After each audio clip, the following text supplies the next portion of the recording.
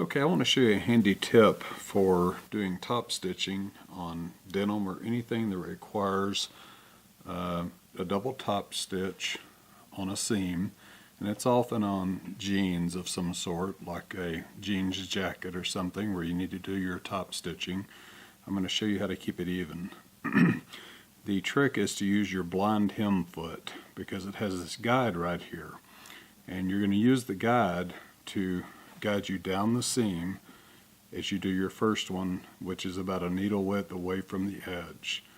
And so put your foot on and align your seam to the edge of the guide, and then you can lower your needle and see where you are.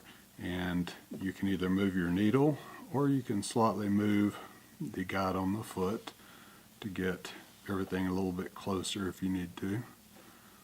And I'm looking at it here, and that looks good about right there. So what we're going to do is I'm just going to do a few inches here to do the demonstration, but we're going to do the inside one first, then we're going to move the foot over and the needle over, and then we'll do the outside stitch on the double stitch. So my seam's a little bit wide here. This old pair of Levi's pants that I use for testing, so just imagine that the seam's a little bit more narrow, but you'll get the idea of what we're doing here. So, all right, here we go. I'm going to increase my stitch length to 3.5. Okay, here we go.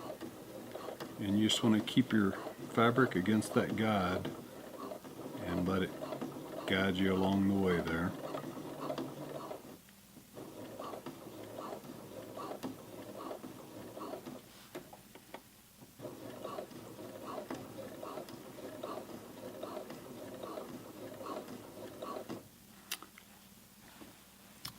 Okay, as you can see there, we stayed right on the edge of that seam. So I'm going to go ahead and cut my thread, and we'll come back here to the beginning.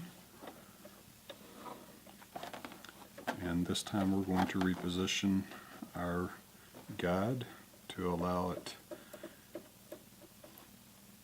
to come over, I don't know, about maybe 1/8 of an inch or so, just the way you'd see top stitching.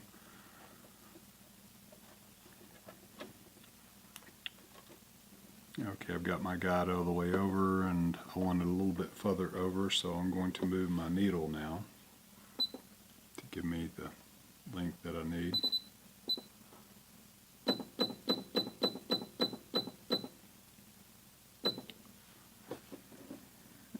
And about right there, so I've got it at 0.6 on the position. So, okay, we're going to go ahead and start again. Get our second row here.